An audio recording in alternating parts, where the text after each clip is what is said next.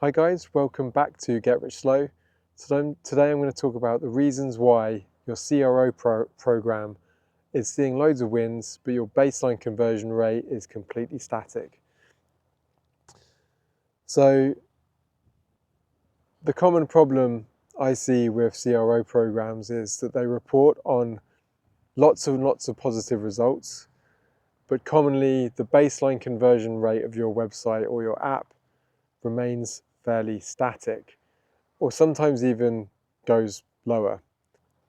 So there's a lot of reasons why this can happen, and the first two are some of my pet hates, ones that I see as kind of excuses, but doesn't mean they're always completely untrue, right? So the first one is your market macroeconomics are unfavorable to you at any given time. So, okay, let's back it up, right? So the number one reason that I hear cited is that the market isn't favorable right now. And that can be true, but I think it's definitely worth validating and looking at the market, looking at your competitors, see how they're doing, and just generally how macroeconomics are at the current time when you're considering this. It obviously can have an effect on your conversion rate, how people are generally doing. If you're in a recession, it's going to be worse than when everything's in a bit more of a bullish environment. Number two, again, my least favorite reasons that are cited is that marketing are doing something. Although, again, it can be true. If you increase marketing spend on PPC, generally your conversion rate will go down because your spend becomes less targeted. Google want to spend that money, and marketing has on the face of it, in reality, marketing has a way bigger influence on conversion rate than typical A/B tests that you're running on your website. I know that's like an unpopular opinion, probably in the A/B testing community and in the CRO community, but it's the truth. I mean, after running my business for 2 years, I haven't done any CRO tests. I've launched my website, which is pretty bad, to be honest. So on my standards, it needs work, but I know that I'll live or die based on my performance on PPC and my performance in Meta, and I can run with a pretty bad website, and improving the website's only going to be marginal. And a margin on not a lot is still not a lot, right? So it's definitely worth spending, for smaller companies, more time on marketing. Anyway, that bit of a digression, but those two are kind of what I see as excuses that are cited by CRO specialists.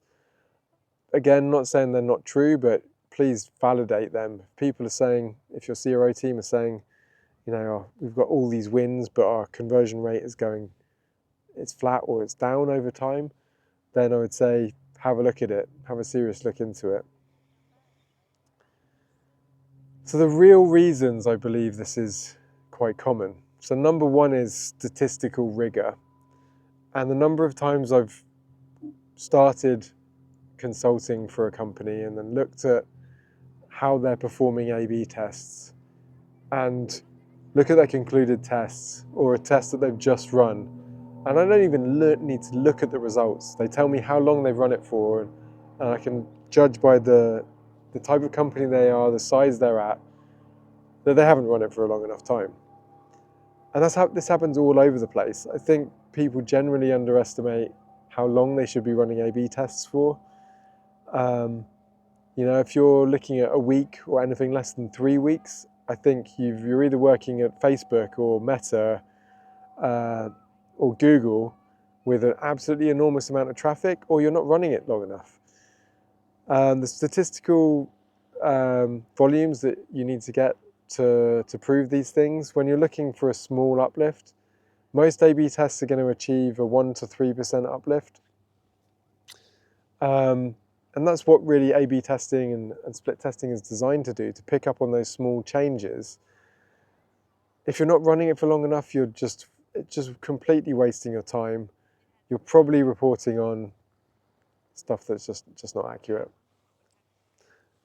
Second thing is p-hacking. which is basically looking at far too many metrics. You should really be looking at one metric, conversion rate. I know people like to look at lots of different metrics to get a better read, but it gives you a worse read. And you're far more likely to find things that are outliers or statistical noise. And it's just not something you should be focusing on when you're trying to improve conversion rate, and focus on that, really focus on that. And if you continue to focus on it, it will improve. And then the other one, the main one that I see, this is the main thing. If you take away anything, this is it, is coverage. So if you're running an A/B test and someone in the room next door to you is doing something else to the website that degrades conversion, you're going to stand still. And I see lots of digital teams who are making so many changes to their website, and then they're maybe running 10% of their changes, if that, through A/B testing. You're never going to see an increase in baseline conversion rate, because by the law of averages, if you take your average win rate for the tests you do complete, it's probably going to be 30 to 50%, realistically, if you're doing it right. If you apply that to the rest of your changes, let's say you're 60% of changes that are going untested, then you're getting 30% degrading and 30% potentially winning, but you're going to net out at 0. So I think if you've got enough traffic, you should be aiming for more completeness in testing all of your changes. You really need to buy into that process of A/B testing, and it is a program of work. It's not really just a side of desk thing or a team. It should be the way that you produce digital products. And that is how you consistently increase conversion rate and see a positive result. So focus on completeness. If you've got a good throughput of tests, focus on stopping those changes that are not going through A/B testing, and work towards better coverage. I've been Ollie P. This is Get Rich Slow. Please do like, follow and subscribe. More videos on the way. Cheers.